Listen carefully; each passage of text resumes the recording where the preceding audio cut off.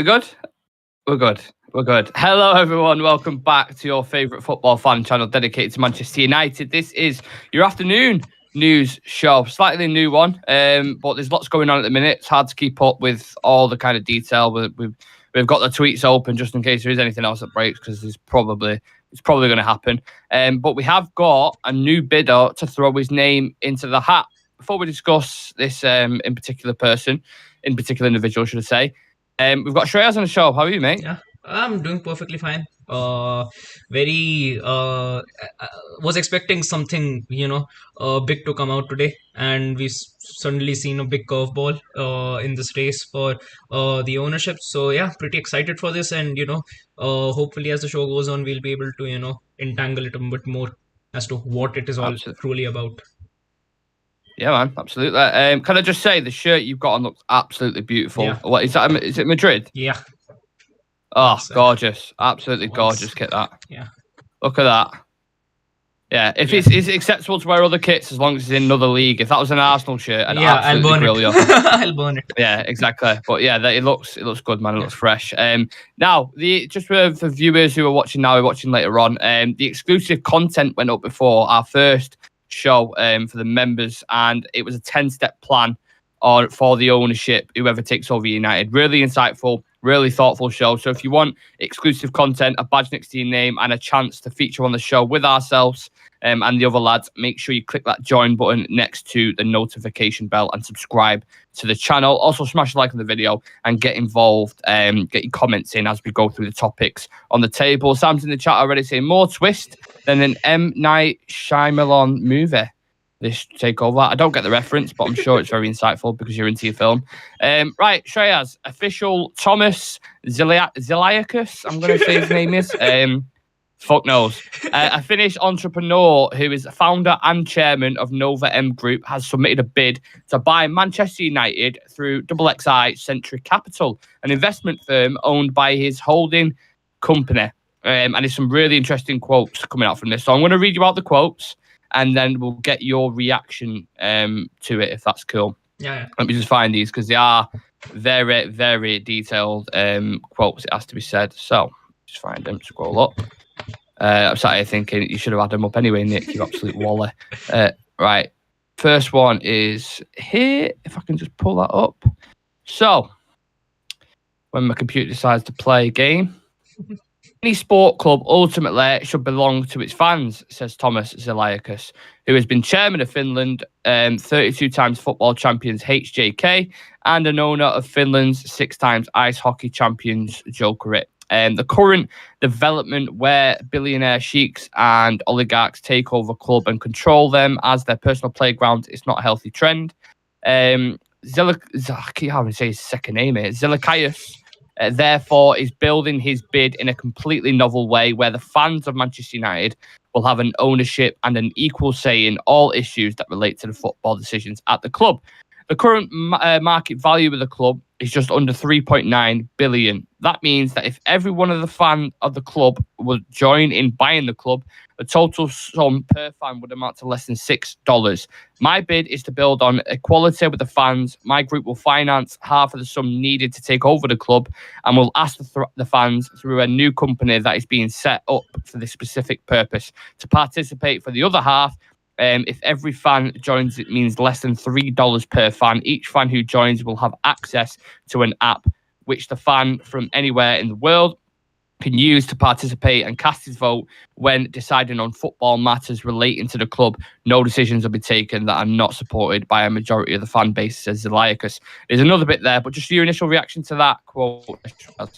Yeah, I think a lot of fans were actually, waiting for something like this, something similar to along these lines coming out as to, when fan ownership actually gets mentioned. But this guy has, actually, taken fan ownership to a complete different level where you can say that, the owners as well as the fans are on a similar footing. Like you've got 50% of the owners and you've got 50% of the fans. So particularly no major decision can be taken, without without having the approval of the fans, because they hold a major stake in the club. So if you look at it in one perspective, it would be very appealing that that the fans are very strong, that the fans have a voice which has to be heard for the club to actually progress further.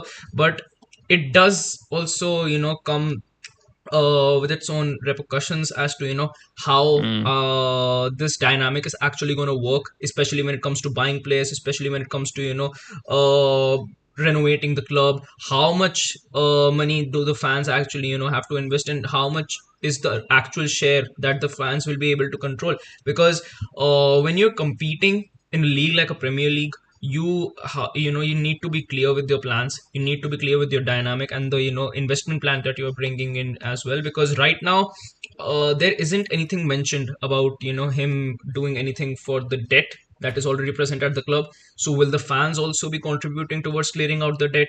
As to where will those funds first be allocated? So I think it's a Yeah. very tedious process to have, when fans are a majority stakeholder. When you say, I think if you have like a 15% or a 20%, it can still work, because then the owner has a much major share, the owner will have much greater power into investing funds into the club.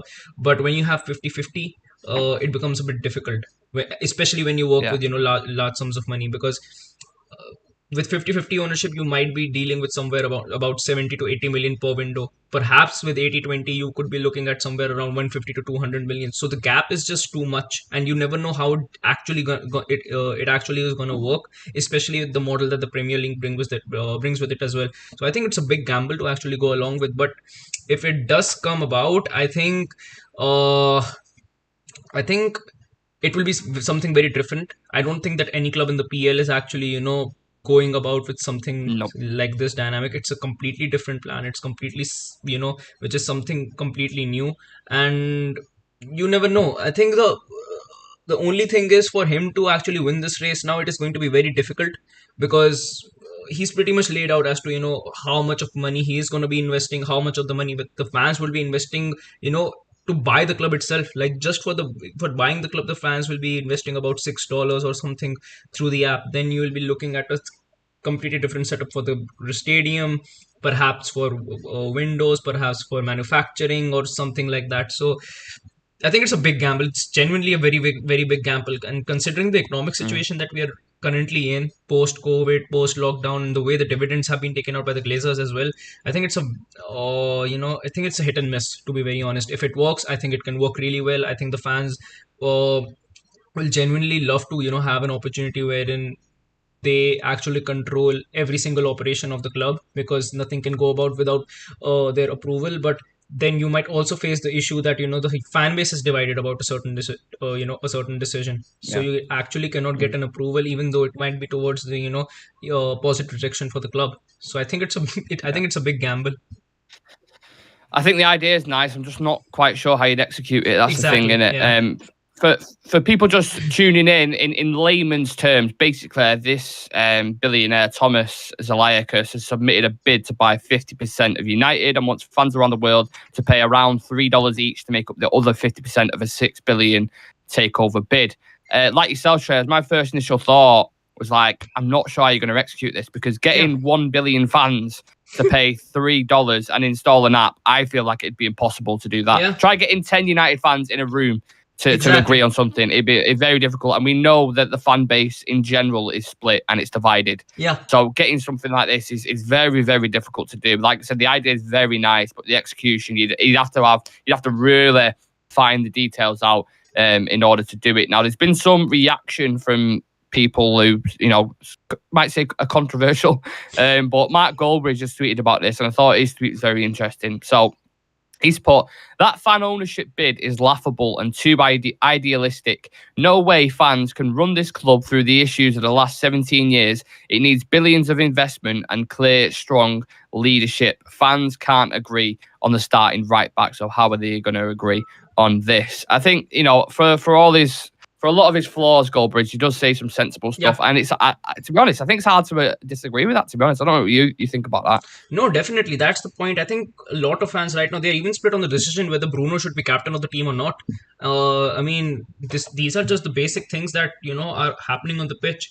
When it comes to, actually taking decisions for the club as to how we move. Like, imagine we're in the next transfer window and there is a decision as to who do you want to get. Do you want to get a Frankie de Jong or do you want to get a Jude Bellingham? And we cannot actually make any deal progress because there is no clear direction from the fan base itself. Like, it's a split decision. Like 30% want Bellingham, 25% or 27% want Frankie de Jong. So it's going to be very difficult for them to actually proceed with this kind of a situation. And like you said, the fan base is actually pretty divided. Like on a lot of issues, the fan base is actually really, really divided. And we've seen that, how fast a lot of fans actually change their views as well. Imagine Garnacho has a bad game. Fans just, generally they just come out with pelters on the young kid. They just say that they should be sold. You cannot function in a situation that volatile, especially in the Premier League. Like, you've got over 1 billion fans. You cannot expect 1 billion fans to actually have the same mentality. So I think it's very difficult to operate with that model. That's the thing. The point is, Manchester United is not a new business model. It is a business model that has been there for a lot of years and has been run very poorly by the Glazers for about 17, almost 20 years now. So it's very difficult to actually come in with a fan ownership where fans actually own half of the club itself. Yeah, it's important to discuss. There's both sides. There's a lot of perspective to this, and Sam's threw his name into the thing as well, saying Goldbridge loves the negativity. The only way out clean is fan ownership. Otherwise, be at the whim of a state who can do whatever consequences free. Now, obviously, we agree with that side of it, but it's the execution to do this. If fans are, if fans have to find £3 billion to join in with this bid. Who's gonna clear the debt? Who's gonna fund the stadium? Who's gonna fund the training ground? This is just to buy the club. This is just for buying the club. It's not about renovating the stadium. It's not about operations or investing in the infrastructural facilities at Carrington. It's nothing about that. It's just buying the club. So how many times will fans themselves be willing to actually donate money for the club through that app? Like, will they be doing it every single transfer window? Like, one transfer window, January transfer window, then you've got probably a merch deal or something like that coming up. So I think it's a very volatile market to work with. Yeah, Chivy's in the chat as well. Big up everyone in the chat, by the way, joining in with this discussion. Get your opinions in, smash a like on the video as well. Chivy said, wanting to give fans a stake ownership is great, but the fan base cannot be trusted with making decisions on the club. And I think one thing that highlights this is, just to play devil's advocate as well. If you take a look at the Barcelona fan ownership strategy, it's not exactly working, is it? No, not at all. That's a prime example. Not at all. Of it not working. That's not to say it can't work, Shreyas, but it's that isn't, is it? Exactly. It's not a good, it's not a good sign because Barcelona are one of the biggest clubs in the world. They've had a lot of success and now they're on the verge of bankruptcy. They're genuinely on the verge of bankruptcy and, they're facing probably in every single kind of issue a club can actually face. Like every single bad issue, you name it, Barcelona are actually dealing with it right now. So, considering, in a way you can say that Manchester United and Barcelona are very big global clubs. So if you look at it in that perspective and, you see an example, perhaps as to how Barcelona works with that kind of model, it hasn't really come to fruition. And I think right now we're in a very sensitive situation, with the ownership, and I wouldn't want to go in for this much big of a gamble because once, this goes through, you can actually expect, us being with the same ownership for at least 10 to 12 years. Like at least you can expect us to be with the same ownership for the 10 to 12 years. And if this kind of a dynamic doesn't work, we'll be in the same situation as we are in right now. Yeah. So his media house is putting their opinion in there as well, saying Bayern Munich fan ownership isn't working either. Apparently, if you scratch the surface, they have many issues. Look, like I said, it's a nice thought, and I think in an ideal world we would all want it. I'm just not sure Manchester United in the Premier League it could be achievable. Yep. With the amount of variables around it, I just don't like. It's a nice model, it is, but I feel like this is someone looking to capitalize on a certain opportunity, maybe for a different motivation. This is what I feel like this guy's looking at. Because he's looked at the dynamics like, look, I can't compete with Qatar. Yeah. I can't fund Yeah. the amount of money they've got. I can't do what Sir Jim Ratcliffe is doing. So you have to kind of find your own niche. And it's like, well, what is going to Exactly. get fans on my side? Something that would appeal to the fans. He needed some. I think with Qatar you see money. With Sir Jim Ratcliffe you see that appeal. That he was the first person who ever came out about buying Manchester United in the first place. So Sir Jim Ratcliffe has that. Qatar has the money, and Qatar has a very big. In a way, you can economically you can say that a very successful model with PSG. That they are a very good Yeah. financially working club. So that's what they bring to the table, and I think this guy definitely needed to bring something completely different, and fan ownership is something that has been, you know, in and around the news for a lot of time, and he knew that something like this could appeal to our fans a lot more as to Yeah. if I have to be competing with Qatar and if I have to competing with Sir Jim Ratcliffe and Ineos on a similar playing field. So and definitely he has thrown in a curveball because the fact that Sir Jim Ratcliffe and Qatar actually had to take their bids back in and revise their bids and send it again just shows that he definitely threw a curveball which no one was actually expecting. So you never know. And the thing is, by the time Qatar and Sir Jim Ratcliffe actually put their second bids in, probably someone different can come up with a different model itself. You can expect someone different That's coming it. up altogether. Like right now, we're talking about just three people. Probably two or three people can come out as well because right now a lot of them are unknown. We don't know actually how many bids have went in for United, and it's been rumored that a lot of people had sent their bids in. You never know if Qatar gets outbid, we could be seeing someone completely different who we haven't even heard about this whole Yeah. saga. But that's it. It's all going off at the minute. We are Yeah. going to touch on the other little bits of breaking news around the ownership as well, to do with Qatar and the Rain Group, etc. But yeah, just going back to the point before, you could put me, you, Dan, Sam, Chive, Adam, Aaron, Dave. Sorry if I've missed anyone. I don't think I have. But in from our group, from Yeah. Real Red Talk, and we couldn't decide on a starting 11 together. Exactly. Let alone when you're talking about major investment and what we want, and also as well. You get, I feel like clubs like Must, 1958 have done fantastic things, but sometimes people get priority in deciding what's best for the club. Yeah. And I don't think just season ticket holders should get that decision because United's a global fan base like yourself. Yeah, exactly. And like you said at the start of the season, like we were discussing about striker alternatives, and you mentioned Christopher Nkunku, and then you mentioned Darwin Nunes. I mentioned Vlahovic, and I mentioned Yao Felix a lot of times. Dan came in with Goncalo Ramos on a couple of occasions, and someone different as well. Aaron actually came in with someone different on a couple of occasions. Then we see this Evan Ferguson news actually lifting up a lot, that a lot of fans actually want him to be someone who could be looked into. At a time, Sesko was also being rumored a lot. So these are just the positions that need to be filled out in the field itself, like the playing 11. We're not even looking at the financials of it right now. And when you see a global model like it working, it's going to be very difficult. It's genuinely going to be difficult. Like if 10 people cannot actually come to terms on a particular decision, then how can you expect a billion people to actually come to that sort of decision? Like imagine if we had fan ownership and something like the Ronaldo saga came out, and then there was a decision whether you want to terminate Ronaldo's contract or not. I can assure you that there would be a lot of conflict over that decision. Not just that, straight as well. The situation discussed in the WhatsApp as well. What about the Greenwood situation? See how many fans have reacted to that, and they're like, "Can you imagine?" Yeah, it's been an absolute nightmare. You need in certain points. You need executives, level-headed and decent executives in charge of decisions. I believe fans would be nice. Fan involvement is definitely needed, but then to what extent? Shrindi put a really good comment in there, but my phone's just died, so I don't know if you've got the YouTube up. Just pull it up.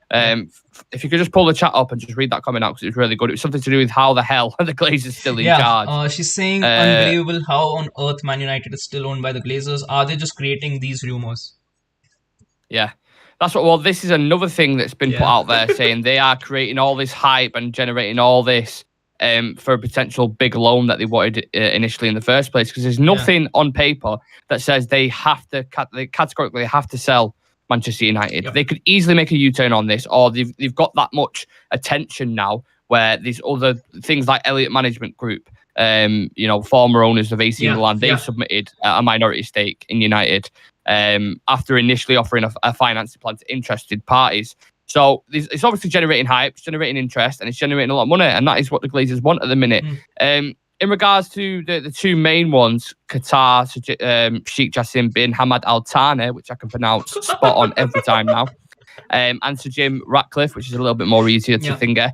Yeah, so Qatari banker Sheikh Jassim bin Hamad Al Thani initially made an improved world record offer to buy United. He withdrew that after the Rain Group later extended the deadline by 48 hours. And this is now planning a revised offer. And then Sky Cavi, who's been on there seems like all day, says the Qatari bid is ready to go, so Jim Ratcliffe will submit one too. So what I thought, Shreyas, I don't know if you agree with this, but I thought the tactic from Sheikh Jassim was to see what Sir Jim Ratcliffe put in and then to try to top that bid. That's what I thought was going on there. yeah, And then Sir Jim Ratcliffe has extended his as well. So maybe he was waiting for Sheikh Jassim to put his in. And then he didn't put his in, so they're both like, oh, well, we'll want an extension. yeah, So are they going to try with like, someone puts their in at 8, well, theirs is like 2 minutes past 8. You know what I'm yeah, saying? It's a bit exactly. conspiracy road, Yeah, but it's not out of the realm of possibility, is it? exactly. I'll just read out a couple more comments. Stevie is asking what kit I'm wearing. I'm wearing the Madrid kit. Uh, Yeah, and Zoe's Media House. At the end of the day, we are never going to have a perfect model or owner. What fans want to that's it. hear is the prospective owners to say we will bring back the glory days, which none of them have. And Srinidhi saying Eric Ten Hag can take Man United back to to a global compatible level. Owners and fans need to back him. And Sam saying fans only see the shiny prospect of Qatar and not the issues that come with it.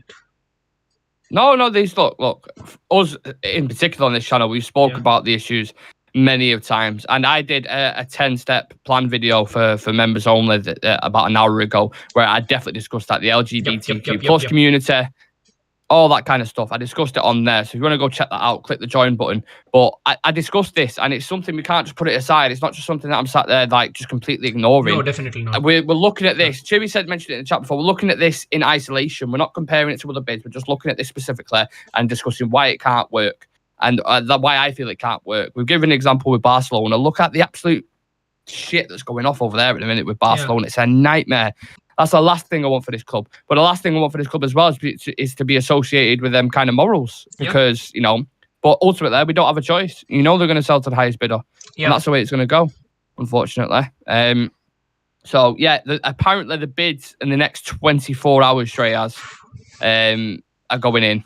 This is whether there's going to be another round of bidding, whether there's going to be more people coming into the mix. I mean, at this point, the thing is, I think this is the last round of bidding because, as it was being mentioned, that United's sale would be completely done by the end of the first quarter, and right now today is 23rd March. So logically there wouldn't be any time for any other bids coming in, and I think that's the reason why Qatar and even Sir Jim are very, very cautious as to how much money they're going to be bidding in with, because at the end of the day it could just be a matter of just $1 million or 2 million more. And the biggest thing is that both of them know that they're overpaying, and they're actually being really cautious with the margin that they overpay with. Like if Qatar come in with a 6.2 billion offer, perhaps Sir Jim Ratcliffe comes in with a 6.3 billion offer. So it could just come down to some really, really thin margins, and both of them are really being cautious with that margin. Yeah, and the Glazers are going to be loving this, aren't they, with all the bidding wars that's going on and all the talk of money, and they're just watching their club go, well, it's our club, let's be honest, but they're watching their value of the club go, every news report that comes out, every bit of controversy, any new bidders that come in is only ever going to drive their price up, and that's exactly what they want. They're asking for £6 billion, which is nearly, if you look at what they're worth on the stock market, it's nearly triple what they're asking for, which is outrageous. But because United's such a specific entity and because it only comes around every 18, 20 years, people will pay that. They'll pay, or they'll at least play close to that. And we're seeing that with these next couple of bids now, just above £5 billion. I think that the bids are going in. So maybe they could look at that, Shreyas, and they might go, nope, still not £6 billion. We'll take investment from elsewhere. You've got to match our bid. Do you think they could do that? Yeah, they perhaps can, because I still think that they have one buyer already lined up. And I'm really, really suspicious about that fact, because during the World Cup and even after the World Cup, the Glazers were pretty much settled in the Middle East. Like you could see them in Dubai, you could see them in Saudi Arabia, you could see them in Qatar as well. So I think definitely, they worked something out. And the thing is, the ball is right now in the Glazers' court. Like, they can actually decide as to how they want to play this game, as to how, and they're in a position, where they managed to actually, make the most money out of this club in one go. Like, the club is being valued at 3.5 billion. They've already pushed it, to even more than 5 billion. And it could go more than 6 or 7 as well, the way it is progressing right now. Yeah. And Mhm. a lot of people who are coming in right now with these bids, they know that if you just compare it financially, no one can actually compare it to Qatar's. Like, when it comes to buying power, Qatar has the biggest buying power in the whole world. So Of they're coming course. up with some very interesting methods to entice the fans as well as to raise money as well, because it could be a case, where the news that has just come in today, the person doesn't actually have the funds. Like, he doesn't have 6 billion to actually work with. Yeah. Perhaps if he That's spends it. for even 4 billion, he might not have enough to invest in the club. So it, uh, everyone is coming up with their own plan as to Kind of how. niche, isn't Yeah, it? yeah, Coming up with their own everyone is little trying to niche. attract Yeah. a particular crowd, everyone is trying to get a certain backing. And Qatar is just, I think right now, Qatar is just playing with the idea that, if we come in, we are gonna make an all-star team like we did with PSG. And Yeah. the thing is, an all-star team can work at Manchester United because it is in the Premier League, and the Premier League actually draws a lot of players in. And the manager that we are working with right now, it's a very solid foundation that they'll be coming up with. That, you've got a very very good manager who's playing very attractive football with no squad depth, with no players, pretty much. Playing every 2.5 days for the past 3 months, Yeah. and still, being competitive in every single competition that they are in. And he's just asking for a backup center back, a backup midfielder, and a backup striker, just 3 positions. And in the That's it. past few years, they've pretty much been, signing 5 to 6 players every single window at PSG. So Well, it's a we, big, we, we know Shreyas. Sorry to think. We know yeah, with just you can't just throw money at things. We've exactly, had 10, 11, 12 yeah, years where we spent over £1 billion, yeah, and look where we are. We're only just starting now to come out of the exactly, fucking yeah. the murky The waters. money That's the needs issue with direction. it. The money definitely needs direction. Like, you cannot just go, Of course. haywire. Like, I still believe that, if we go just if Qatar does manage to buy us, we go crazy in the market and sign Mhm. Mbappe for about 200 or 250 million. I don't think that is the solution to our problems. It genuinely isn't Exactly, the that's what I solution to our mean. problems. Yeah. Yeah. No, because for the same money, you can go get De Jong, you could go get, I don't know, another striker. You can You get have to four be, players for that money. You can genuinely get 4 good players for exactly. that money. You have to be very much like Eric Ten Hag is. You have to be methodical with Yeah. it. You can't just chuck fucking, you know what I mean? If you send a fucking toddler to the shop with £100, he's not necessarily going to come back with the right Yeah. stuff, is he? He's going to come back with shitloads of fucking candy and shit. So Yeah. it's not always, you have to give it to the right person to Zoe's Media House delegate. in the chat saying still praying no Middle East owners. Sam agreeing with him. Zoe's Media House saying surprised a Chinese company like an Alibaba isn't looking at Manu. They could. It is being rumored that an Asian company is in the mix as well. As to who it is, it Yeah. is still not been made public. So it could be someone Chinese. It could be a Korean company as well. You never really know who actually comes about with it. There has been links with that, hasn't there, with Asia? That's always been something that's saying there's one interested buyer or a Yeah. few interested buyers from Asia. Yeah, Zoe's Media House in the chat saying, what happens when Qatar buy Man United and demand we sell Marcus Rashford to PSG or Barca? What a swap, Rashford for Mbappe. That'd never happen. Trust me, that'd never happen with whatever owners. I highly doubt it anyway. Yeah. Just whilst we're on the topic of bids, I want to discuss Marcus Rashford actually in a minute, so you give me the perfect segue there, Zoe. But yeah, just the last bit on Sheikh Jassim's bid. We was discussing the kind of not controversial, what's the word I'm looking for? Conspiracy, sorry. Behind it saying, maybe he was waiting for this. So Telegraph Football just put something out in regards to this. And they put those familiar with Sheikh Jassim's bid for United say they're waiting to hear when their new offer needs to be submitted. Sources say they were happy to use the extra time to fine-tune rather than risk submitting only to find rival groups had taken advantage. So that's what they're putting out there. Whether that's true or not, I'm not sure whether I buy it, but apparently they're fine-tuning the bid, whatever that means. So we're expecting the next 24 hours. It could be tonight, Shreyas. Could be tomorrow. This just reminds me of the whole Frankie de Jong saga. Like, he's interested. Oh, no. His father is interested. It's never simple. It's never simple with United, is it? So you look at Jane and Sancho's transfer. It's just longed out, and then the fans are right in the mix of this. Like ourselves, we're going to show them like, we don't know. We don't know what's going on. Me, Sam, and Adam went live last night for an hour and a half, and we was like, right, well, what's happened? What's the update? The bids have gone in. Then it was like, well, the bids haven't gone in. It's not been submitted yet. And we're in limbo. Consistent state of limbo. It's a joke. I just want to touch on Marcus Rashford before we kind of wrap the show up, before there's any other big updates. Neil Custis from The Sun put a tweet out before saying Marcus Rashford, 25, expected to sign the biggest contract of his career as he enters his prime years. His camp understandably want to wait and see what the Qataris, for example, could offer. So do you think with the contract situation, David De Gea, your boy, Marcus Rashford, Diego Dallo, all these kind of things, do you think they're waiting to see who comes in before they make any decision? Yeah. And I think one of the biggest factors about that is that a lot of players have seen as to what happened at Chelsea when a new owner came in. Like, I think that is the perfect example to actually show that just throwing money at a club and just buying players left and right doesn't really solve all your problems. And just to make a point and just to prove that they are the new ones at authority, they ended up sacking Tuchel, which I think was the stupidest decision that they've made.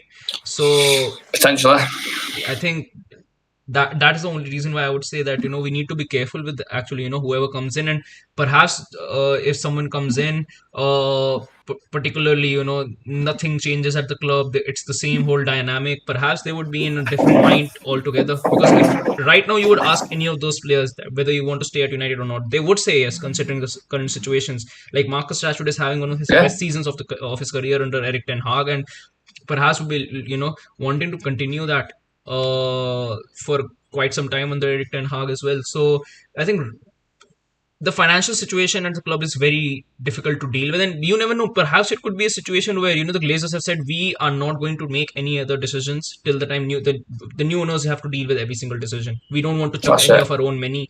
We've done enough. Perhaps they could have said that we got Weghorst. This is our final thing that we do for the club. Now we are out, and now whatever has to be cheers. Yeah, nice one. So perhaps it could be a situation where whoever the new owner is has to come in and deal with these contracts, and perhaps that's the reason why they are being stalled. Yeah, it could be. I think the summer's fascinating in it because you can't. Last season, you just can't do it because we overpaid for a lot of players and we panicked towards the end. Yes, we got Casemiro and we got Anthony, which is two players we wanted, but you significantly paid over for Anthony, and we only got Casemiro because you didn't get De Jong. So let's not try cover that up. We all know what went on during that summer, and you can't have that again this summer, can you, Shreyas? Exactly, we cannot deal with. It was very, very, I would say, it was a big gamble. I think in a way it worked out as to, I think we were lucky. Oh yeah, with Casemiro, yes. And we were very lucky with the fact that, Real Madrid ended up signing Tchouaméni this season, because if they didn't sign Tchouaméni, Casemiro would never have been available in the market. We could have got Rabiot, mate. Yeah, we could have had Rabiot and Arnautovic. I think the season would be looking a lot different if we would have got them. I think a lot of people can agree with that. So let's not forget that. Yeah, and then we could be in the same situation where McTominay or Fred would have been playing in at that number 6 position, and it would have been we would have been nowhere near 3rd position. We would be fighting for 6th if Casemiro wouldn't have come in, and the difference that he's made. It's kind of a double-edged sword, isn't it? Because we're doing so well, that's better for the Glazers because they have the more strong position in terms of how much to sell the club for and how long they can sit on it, and they can always just say, well, they're doing well now, so if we invest a little bit of money or take a loan out, we can keep this club afloat. Whereas when we was doing really bad under Ole, it was like, we're going to have to go. We're going to have to jump ship. Now they're not as eager to jump ship because we're doing well. But it's great for us, for fans, because we want the club to do well, but then when that situation's got behind closed doors, the entire reason that they're jumping ship now is because that they cannot operate the club anymore. They don't have I don't think that they have the funds to actually operate with the club anymore. They genuinely don't, because if they did, then there is no way that the Glazers would voluntarily sell the club. There is no way That's that it. they would voluntarily sell the club, and that is the biggest reason why they're selling the club in the first place. And I think this is the perfect time for them to sell, because once again, the if there is one thing that every single United fan is sure about, is that the Glazers have to leave. That they've tarnished Yeah. their image in the eyes of the United fans. And except that as well, the like you mentioned, the amount that we have been overpaying for players, and the way we progress with deals, not just incomings, outgoings as well. Eric Bailly is still at the club. He's gone on loan to Marseille. Alex Telles is still at the club. He's gone on loan to Sevilla. It took us 4 to 5 seasons to actually offload Andreas Pereira. Uh, Phil Jones, yeah, Phil Jones is Twanzebe. still there. Axel Twanzebe, Brandon Williams is still at the club. So there is still a lot of deadwood in this team which needs to be cleared out, because if we don't clear them out, then we can't actually have players who could compete for positions.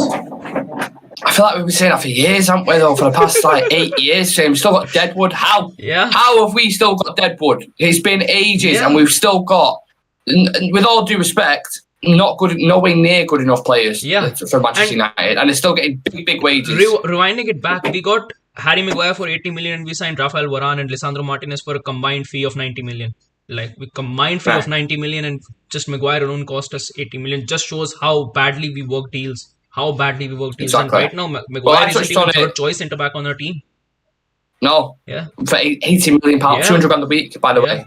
I touched on it, like Maguire, Wan-Bissaka and Fred together cost the same amount as Erling Haaland, Cancelo and De Bruyne for Man City. So you look at them three, you look at the levels in quality, the difference, it's outrageous, it's enormous. So obviously something has fundamentally been going wrong there, and maybe they'll look at that. They definitely look at that when they come in, look at the board, how they've been operating, and say, why have you wasted? You spent money on what? You give how much to Alexis Sanchez? You bought who? Like, they're just going to go through every fine, like, with a fine tooth comb. Because what if you're investing that amount of money? Yeah, and you're going to be like, right. The biggest of them all. First and foremost, Ander Herrera leaving the club on a free was the biggest loss, I think, in quite some time. Like, on a free transfer, he left the club. Pogba, look at the Pogba situation. You let him go on a free in the first place. It goes, and then you buy him back for 90 million. Doesn't exactly work out, given many reasons. And then you let him go on free again, and it's just like, what are you doing? What are you doing? It's like, you idiots. And that's happened. That's not just been one situation. That's not like one stand-up. That is a lot of situations that's happened. Yeah. So when people talk about this, like, oh, the Glazers have spent money. Yeah, like my analogy before, you go give a toddler 100 quid.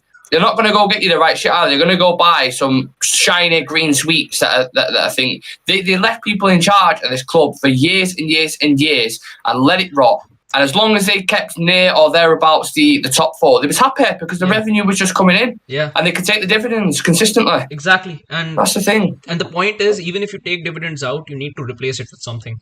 If you want to keep it healthy. And they haven't been doing that. Yeah. Like, within the pandemic, they've done it. They've done it within the pandemic. Like, when every single club in the world has been struggling, and it is, I think the pandemic is the biggest reason why most of the clubs have actually failed to generate the money to actually operate the club. Juventus are in a crisis. Barcelona are in a crisis. And these are two heavyweights in European football. Yeah. And you can see, like, you mentioned Bayern a little time ago as well. Bayern have been struggling to raising funds as well after the pandemic, because even though they've been performing well, just operating the club and operating with revenues for an entire season, with everything that happens in a season, we had a World Cup this year as well, within a season in December, when usually, a lot of money does come in because of the January transfer window, but there was a lot of, things that were going on in that period. And except that, I think a lot of clubs have struggled because of it. And of course, the Premier League does bring with it a whole different, model of money. Oh, yeah. But still, taking dividends out when we've been struggling, and then coming out and saying we don't have the funds to pay for players. Yeah. Or invest in January on the Ragnick. Yeah. I've got no money, but we just took 10 million out in dividends. You're like, hold on a sec. He's chatting shit, him. Exactly. I don't know what he's talking about. We've got no money to invest, but we've still managed to take out 10 to 20 million. And that's why Ragnick just came out and said that, exactly. Said what he said. Just honest truth. And basically, I think that's the biggest reason why he wasn't even considered for that consultancy role. And that's because I think he just came out and said everything, because I think after a point it became that it was tarnishing Ragnick's image as well, because he said that I Yeah. need help. He said I need these players. If you get them right now together, they won't even cost you like 60 million. But if you actually delay it a bit, every single player on this list could cost about 100 million, and that is what has actually happened. Nkunku 100 million, Yeah. Vlahovic is 100 million, Chumini is 120 million now. So, and just if you rewind it back to a half a season, not even a full season, like just half a season, these players were being valued at 20, 30, or 40 million.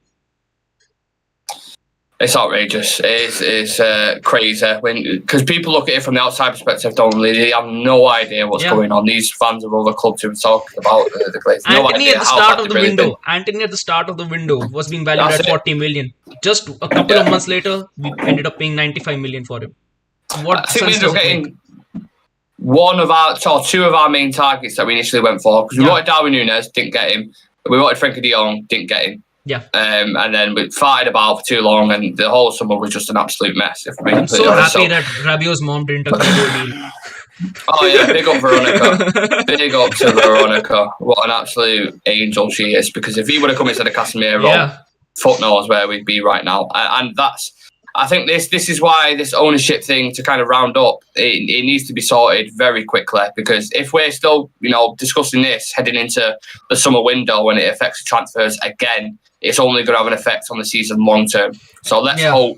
And this team needs strength next season, because the way these players are performing, like every single every 2 to 3 days, you cannot expect them to do that two seasons in a row. It is going to take a toll on their health and their fitness as well. So you need players to come in. You need players who can actually do a similar job, or perhaps a better job than these players on the pitch, because then you can see competition, and then perhaps a lot of players can actually be rested, like players like Casemiro, players like Marcus Rashford. I would even say Lisandro Martinez and Rafael Varane, because they have been playing non-stop. Bruno Fernandes, he deserves a rest as well. I think you need similar depth to what City have got, don't you? In order to compete on all, if you're in 4 competitions, you need that level of depth. If you could take Casemiro out and replace him for someone decent, like, I don't know, say you had a Chumini behind him or you had someone like that, perfect. You can afford to do that then. Do you know what I mean? I know that's quite a big example, because Chumini is a fantastic player, but I'm saying, like, if the quality drop-off wasn't too much, then you can compete and comfortably compete as well. Whereas at the minute, we're clutching at straws because the players that we're bringing in to replace them other players, nowhere near good enough. So something to address. But as suggested at the start of the video, I've done a 10-step plan on this. What I want, maybe what other fans want as well. 10-step plan of what the owners should do if they take over Manchester United. That was exclusive content for members only. So if you want to become a member, a Real Red Ultra, click that join button next to the notification bell. Smash a like on the video and subscribe to the channel. Shreyas, what are you up to for the rest of the day, mate? I really don't know. I'm actually clueless. Just chilling. Yeah. Let's start one with that. I think most of the day is going to be. I think most of the day is just going to be taken up with this whole ownership saga, because I think every single hour something new just comes out. Designations, people coming in, people going out. You never know. Someone different can just come in and say, if we come in, we'll sign this player. Like this can be their whole model to work about with, and perhaps it could work as well. Yeah, maybe, potentially. We're going to be live later on at 7 o'clock, probably me, Sam, and someone else, I'm guessing. Make sure you come and join us for that. Again, get in the comment section, subscribe to the channel, and like the video. Lots of content going out today. It's been a very, very busy day, and it's only going to increase even more, especially over the weekend as well. So there's only one place to be. Turn on that notification bell so you don't miss a thing when we go live, because sometimes we don't go live on scheduled times. Things just come up when we don't expect it to. So thank you very much for coming on, Shreyas. Thanks for having me. Always a pleasure. And we'll see you in the next one, guys. Take care of yourselves. Have a lovely day. Peace.